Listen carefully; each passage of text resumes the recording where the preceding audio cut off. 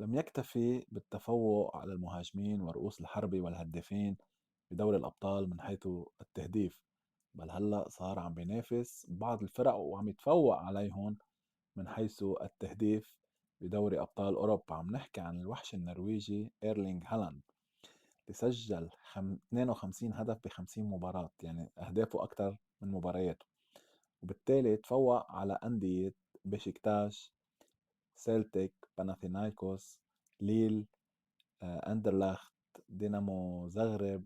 طبعا تفوق كمان على جالاتا سراي وعلى فريق سيسكا موسكو. فعلا هالمهاجم خطير جدا.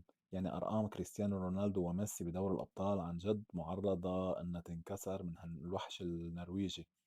يعني مسجل لحد هلأ 52 هدف ب 50 مباراة. لما يوصل ل 100 مباراة قد ايه حتصير أرقامه؟ فعلا توخي الحذر من هالمهاجم.